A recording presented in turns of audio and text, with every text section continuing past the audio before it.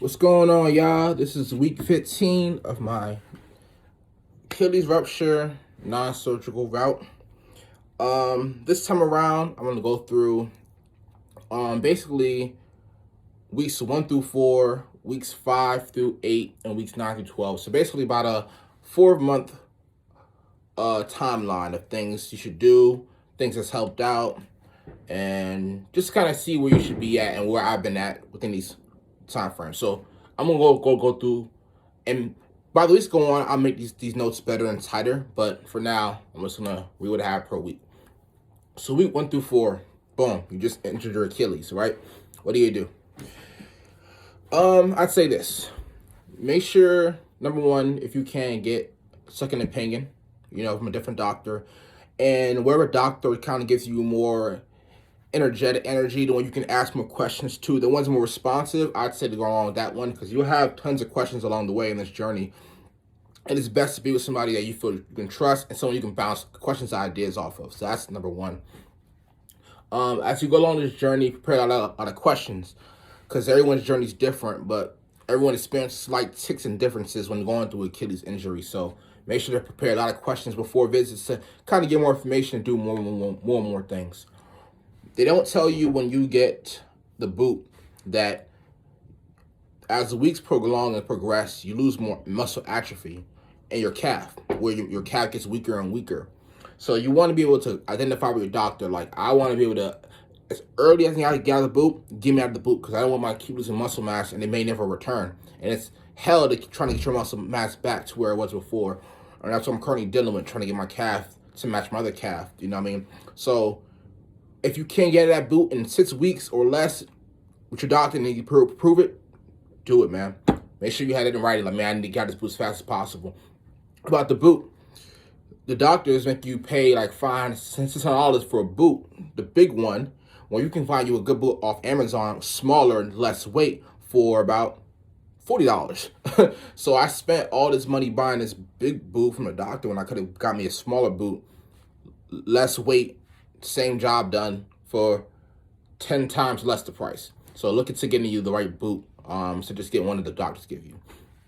The first week's gonna be hell, sleeping with that pain of your Achilles, which you're already gonna know. But get a Tylenol, get ibuprofen, help you sleep through the night.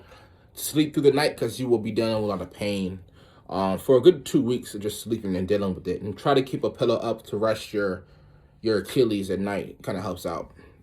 And getting ice packs to help with the swelling as well. What else is there?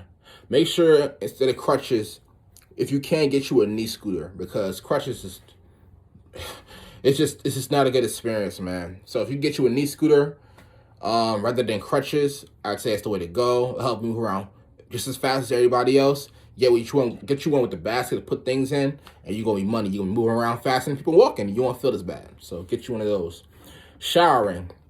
It's going to be crazy because, the first few weeks you'll be in a boot when they want you to shower with the boot so you're more safe. But once you can kind of get out of the boot, at least just shower on your foot, just stand in one spot. Make sure you get you a shower mat so you don't slip and make it worse. And then when you're done showering, I know for me, I still was trying to put on my underwear and not sit down on the toilet, so I would have to hold on one and pull the underwear up. So just make sure you have some. Maybe you want to put down a towel on the toilet seat and then maybe, put your underwear on that way. But just make sure if you do try to put it up yourself, you hold on to something and you're very careful, because you don't want to backtrack. So be mindful of that. I was dealing with trying to put up on one leg. You can't on the other leg because it's injured. So you may have to hold on to something. So be very wary of that and just be careful with that. Dorsiflex is going to be very scary if you're going upstairs, because, bending your back is where you can feel the stretch and the pain.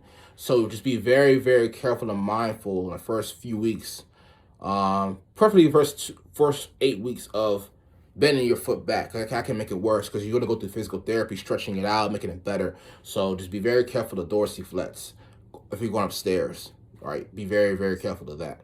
Walking in the boot for a long distance gets very tiring. So definitely get that smaller boot, because the longer boot is going to be very tiring walking around in. Walking long distances. So just be mindful in the first few weeks of getting a boot, you'll be dealing with the fatigue of just walking in it. You know what I mean? And having a smaller boot really helped me out. Once you start physical therapy, make sure you get a workout station at home. Everything you do in physical therapy, whether it's the board for balance, whether it's like doing calf raises, whatever it is you do and tools that they have, try your best to buy those same tools. So when you do your home workouts, see the same stuff they have there. Because in this long journey, it's kind of going to be a lifestyle now to keep training. So, you do that. The first steps hurt when waking up in the first few weeks. Like the first initial step in the morning when you first wake up and you put pressure on that foot, you feel it. And it takes a little bit of time for you to walk around for it to kind of die down. So you'll be experiencing that, a lot of that in like the first few weeks, especially the first week or two. Like, my God, just the first step is just crazy. It takes around like week 9 and above for that to kind of go away. We don't have to wake your foot up. But that's something you deal with. So that's week 1 through 4. Then week 5 through 8. The first steps out of bed are not as bad. They get a little easier to find a kind of first step and not feel that pain. It's still kind of there a little bit, but it's not as bad. You know what I mean? Your walking gets faster. Week 1 through 4, you're walking very slow, especially in the boot. Around week 5 through 8, around week 6, 7, you're finally out of the boot. You'll be walking, but you'll be like limping. You know what I mean? So you're walking a lot faster. If you're still in the boot, you're walking a lot faster in the boot than how slow you're walking the first 4 weeks. So be mindful of that. Around week 6 to 8, you want to be out of the boot. You know what I'm saying? You want to talk to your doctor and let them know, hey, man, I want to be out of this boot as fast as possible. I'm losing too much muscle atrophy. It's not where I want to be. So hopefully by week 6, I would by like week 6. But if you can get out earlier, get out of that boot earlier because you don't want to lose that muscle mass. So about around week 6 to 8, you're finally out of the boot. Just stay very dedicated to physical therapy and try to do it every single day if you can. Even though I slip, but I just know I got to keep pushing and getting it done. That should be your number one priority, is getting done your physical therapy every day, even if doing it once at home. So be on top of that. By week 7, 8, your limp in your walk is not as noticeable once you're out of the boot, but something you're still dealing with. Also very important, make sure you have a memory insole for your shoes, because your foot is still adjusting to not being in the comfort of the boot or the cushion of the boot. So memory insoles you put in your shoe that's very like cushiony is very helpful. So get you one of those, and also get one of those. I actually put one in my slipper to help me walk around, which helped out as well, which may be a thing you may want once you're on the boot, just to walk around. So look into that. Get you an ankle brace. It's going to help out a lot of dealing with the pain, walking better, and just to getting your foot readjusting back to just walking barefoot, because it's going to be a while before your foot can walk regularly and not have the need to have an ankle brace or something protecting it. So look into getting you an ankle brace. One thing I dealt with for a while was when I was walking around or just standing. It was hard to stand for a while. My heel would get tired, and that's because my heel was so used to being the cushion of a boot. So get you a golf ball and just roll your heel around a golf ball for a while. And once I did that, it started helping with the heel pain and just standing on my feet. I still use to this day.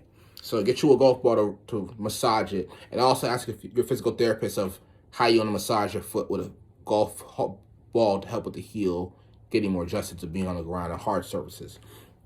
Toe spacers, I bought them. Another YouTube channel that was for Achilles non-surgical route.